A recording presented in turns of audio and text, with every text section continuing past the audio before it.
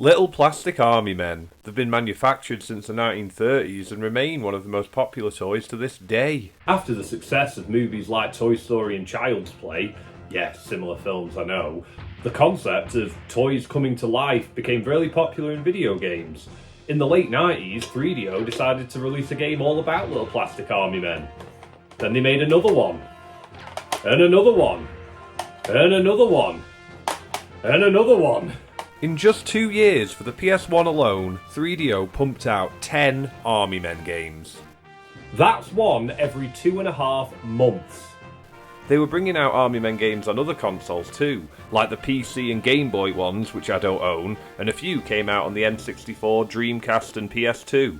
There was even different series within the Army Men series, like the Sarge's Heroes saga, the Air Attack saga, and these four. Just take my word for it, they're a series. It's like the MCU of video games. Come to think of it, Army Men predates the MCU by nearly a decade. Did Marvel copy Army Men? Another great thing about these were, they normally came out between the £10–20 mark, something like that, when most new PS1 releases were between £30–45. So when you're a kid, scrambling together whatever pocket money you can to buy a new game, these things were always a good buy. Anyway, I think I've talked enough. Time to get into my favourite series within the Army Men series, or Army Men universe, as I'll now be referring to it, Sarge's Heroes.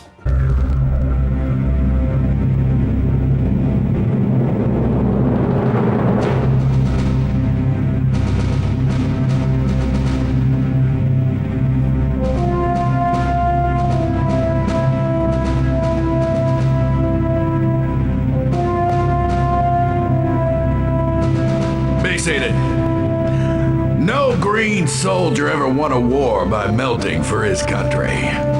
He won it by making the tan soldier melt for his country. Now, some of you may have heard that this war is unwinnable, that the tan army has developed amazing weapons of destruction, that going up against them is suicide. Well, I say that's a load of hooey. Believe me, you know exactly what to do when you step into a puddle of melted plastic that used to be your best friend. The tan are the enemy. Wade into them. Melt their plastic. War is not black and white. It is green and tan. All right, then. That's all I gotta say. Oh, and one more thing. I want you boys to know that I'll be proud to lead you to victory. Dismissed. Well said, Sarge. Now let's go win this war. At the beginning of each stage, you'll be given your objectives. Here we have to find Colonel Grimm and escort him to the helipad. So we start off with our base being overrun by Tan forces, and the first thing you see is 2 of our soldiers being blown up and an enemy tank just ahead. Talk about being thrown in at the deep end.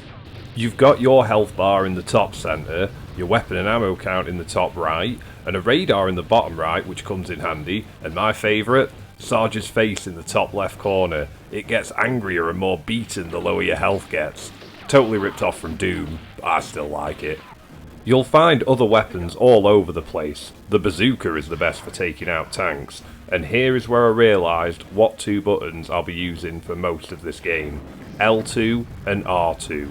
They're used for running from side to side and you'll stay locked onto a target, and they'll struggle to hit you. Pretty much any open area, I found this to be the best strategy. So you find the Colonel, and from this point, not only do you have to look after your own health, but you've got to make sure he stays alive as well. But luckily, when you pick up a health pack, not only does it refill your health, it refills his too. Anyway, you make it to the helicopter, and that's level 1, done. Look at that, advertising for another Army Men game. Christ. So in this level, we've got to find the blue spy, and that's something that always bugged me. The blue spy? I mean, he's the only blue soldier and spy that we see in this game. Are all blue soldiers spies? I mean, you're kinda gonna stand out. I don't know, man. Anyway, he's ran into the portal, so let's go after him.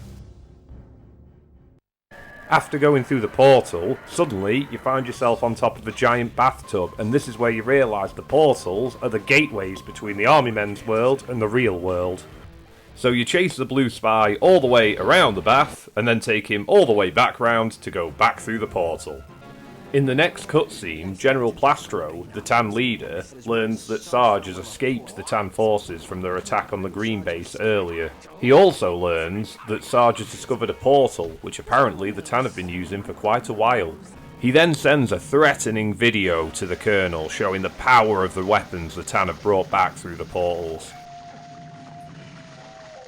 Jesus! Sarge lets us know what he thinks of these weapons. That thing is barbaric. It's merciless. Can we build one? Negative. It's also here that you learn that all of Sarge's squad have been captured and they're being held at different Tan strongholds. In this stage, we're trying to rescue Riff, Sarge's bazooka man. Hey, it looks like there's some unattended tanks here. Wait, are the tanks talking to me? Oh, I don't know. Better go find Riff. So you find Riff and start making your way back to the helipad, but we sure as hell are going to pick up those tanks on the way. And wow, these are a nightmare to control. I just keep driving into everything around me. And I've lost it now. Never mind, just going to make a beeline for that helipad. Right, I'm here. Where's Riff? Thought he was behind me. Well, the mission hasn't failed, so he must still be alive. I better go find him again. There he is. He's just stopped. What's up? Oh, I guess he doesn't want to alert that enemy tank. Alright, I'll go take care of that. What's up now? You're kidding. That one enemy way off screen, he's brought you to a standstill? You're in a tank, man! Right, we're here. Let's move on.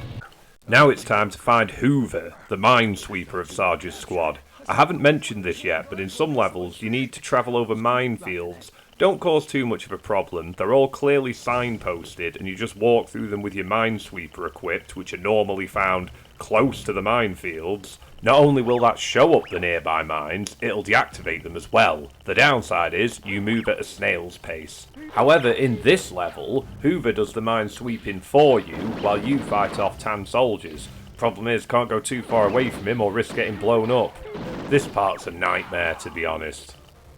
Thank God that's over. On to the next level. Right, we're through the portal and we're here to rescue the affectionately named Thick. It's all quiet in the garden, then suddenly you're hit with this funky beat.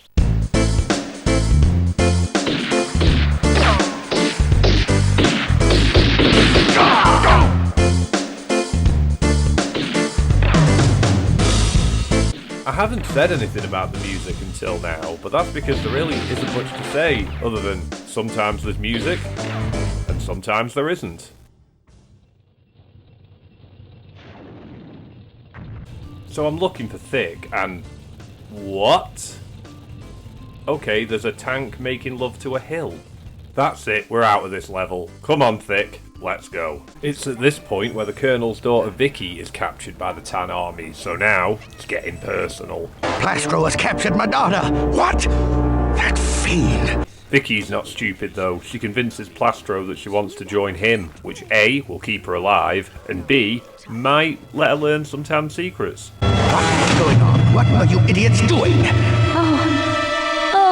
Oh, General Plastro. Thank goodness. Please, don't let him hurt me anymore. Excuse me? I'll do anything. I can help you. We can win this war.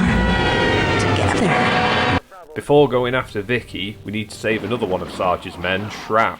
We locate the Tan base where it's being held. It's surrounded by an electrical wall.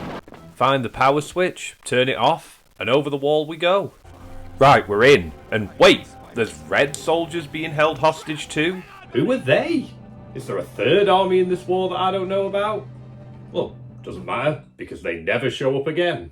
Anyway, our boy Shrap's over there. Let's go save him. Back to the helipad now, quickest level in the game. Now we're about to infiltrate Fort Plastro, the Tan's main headquarters. But before that, I've got to share with you. This line made me laugh far more than it should have. It's suicide. Colonel, suicide is my middle name. Well, actually, it was my brother's middle name.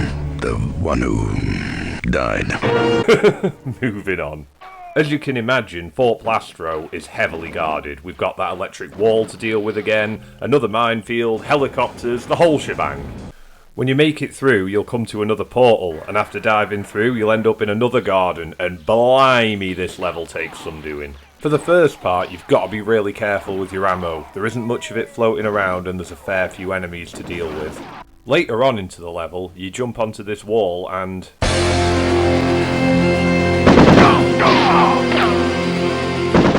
well, that came out of nowhere. Like I said, sometimes music, sometimes no music.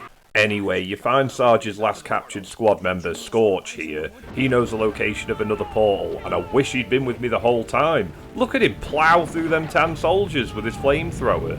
So here we are, another portal, back to the homeworld. So now we're back at Fort Plastro, and it's a similar story to before, the only difference is it's night time now. So we're going through here to get to the portal, we're wanting to clear the way for the Colonel to come through, and that's when you see them. The super weapons. They're basically these giant toy robots, and they're impossible to get near without being blown to bits. You've got to try and take them out from a distance. After that, the path is safe for the Colonel, so we lead him to the portal. Just as the Green Army are about to send a team through the portal to rescue Vicky, the Tan throw a bomb through it from the other side. Sarge jumps through the portal to safety, but he can't be followed as the other side is destroyed. It's up to him and him alone to go after General Plastro and save Vicky. So we go through the giant sandbox and eventually find this toy rocket that you cling to, which gives you a relatively safe passage into the house. So we're in a kitchen now and we can see Vicky. It's time to go and save her. There's more of those super weapons in this level, but they're nowhere near as big of a threat here, with all these cereal boxes, flour packets and tinned goods to hide behind. So in no time Vicky is saved, but just as quick you get separated as the family dog sees you and gives chase, forcing Sarge and Vicky to split up.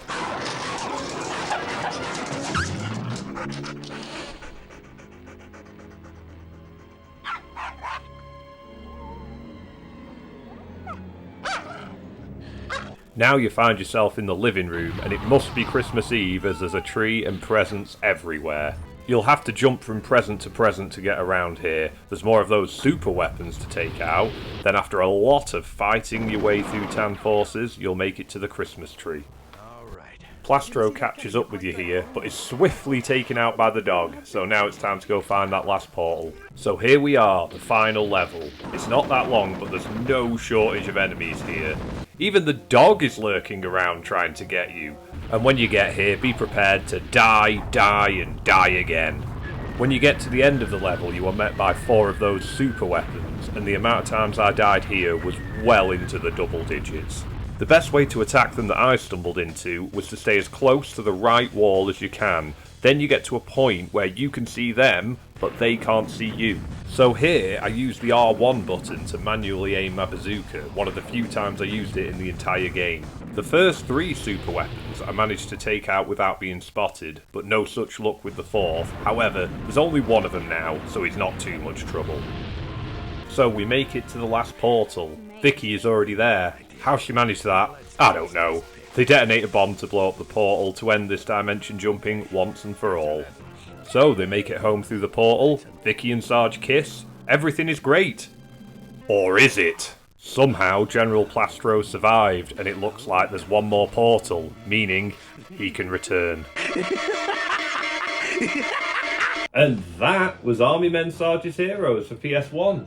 Now there's a lot of great games for PS1, such as Resident Evil, Tomb Raider, Medieval, Abe's Odyssey, etc. Is this on that level? No. Is it a bad game? No, it's decent. I'm not ashamed to admit when I was 10, 11 years old, Army Men was my favourite game series. I didn't really even notice or care that the graphics might not have been as good or the quality might not have been as good as some of the games at the time. I just loved my little game series about little toy plastic army men. And Sarge will always have a special place in my heart. Until next time.